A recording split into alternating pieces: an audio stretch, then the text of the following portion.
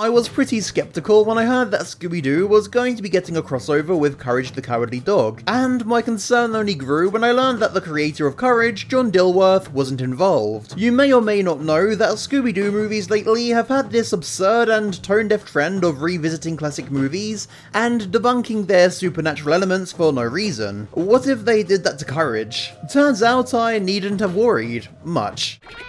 I'm a well-to-do dude with a 1% freaking nightmare.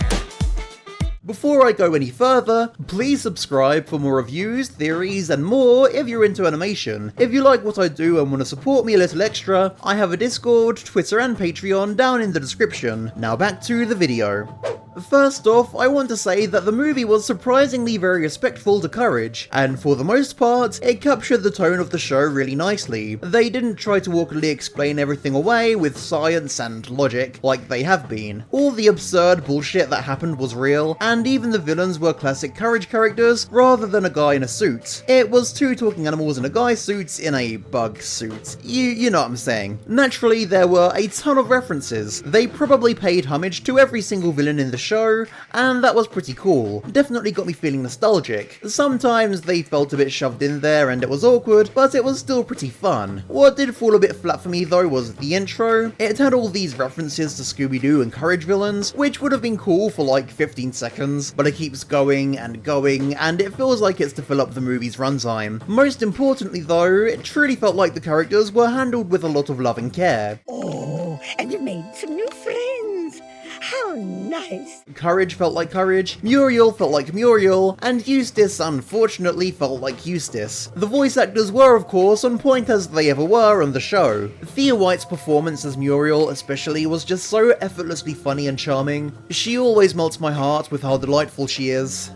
The actual plot of the movie in general was maybe a bit too messy. Enjoyable, but messy. Obviously a big part of Scooby-Doo is solving mysteries, but there wasn't much of a mystery to solve here. However, the movie still tries to cram one in there. There was virtually one suspect, and you can't really guess how anything strange happened, because strange things genuinely happened. Did we really need a villain reveal? They could have been forthright about who it was, and it would have been the same movie. I had my suspicions, but to be honest, a lot of the clues don't make sense. I'd have loved to have had more moments with Cats and the Quack, instead of the movie just cramming them in at the end. The movie is also unfortunately sort of bogged down with your typical Scooby-Doo movie cringe. Let's just say that I don't think I needed to see Scooby twerk it to the Courage Panic theme, and I absolutely didn't need to see Eustace's wrinkled, scoliosis-riddled arse shaking it while he raps. Truth be told though, these for sure aren't movie-ruining moments, and it still otherwise very much felt like a Courage movie. It was an obvious, but nonetheless smart decision to pair Courage together with Scooby and Shaggy. The plot with them learning to be courageous was super cute and had a really satisfying payoff, and it was pretty damn cool to see them all hang out together. Surprisingly, my favourite interaction though might have been between Velma's laptop and Courage's computer, rivaling Lilith and Hootie for best crack ship of the year. You have such a lovely voice.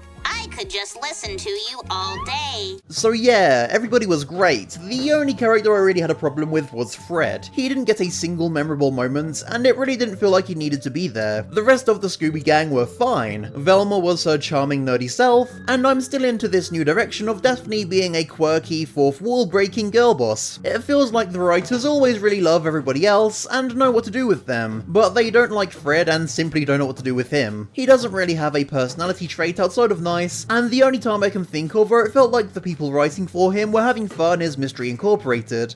Oh, and the animation could have absolutely done with a bigger budget. Pretty much every asset in this movie is CG, and it's very noticeable and jarring. Courage did like to use CG, but certainly not to this extent. It just really felt like it didn't have the budget for nice traditionally drawn assets and backgrounds, whereas Courage's CG was always used deliberately to create a distinct mood, which you can't really capture with traditional drawings. To be honest though, you do get used to it. Scooby-Doo isn't really known for outstanding feats of animation, and if you're familiar with Scooby-Doo movies, you know what you're in for. Sure, it had its problems, but what was enjoyable was very enjoyable. There were a ton of good jokes, this one especially killed me. There's a horrible, ugly monster driving that truck. Call him Eustace, dear. And some really cool action scenes. The Dynamax battle between Courage and the Cicada was a ton of fun and genuinely thrilling. I also adored when the meteorite transformed the gang into weird versions of themselves, whether it be to another creature or a different art style. I'm always a sucker for that trope. I'm not gonna call this movie of the year. It has a lot of problems, as with any Scooby Doo movie. With that being said, it's a ton of fun and gives you a buzz of nostalgia, which is really all you can ask for. Definitely one of the better Scooby movies. I'd also love to see Scooby Doo give more love to Cartoon Network shows. Billy and Mandy would be a pretty appropriate pick, seeing as Scooby actually made some hilarious appearances in that show already, though I hope Maxwell Atoms gets to create his movie first.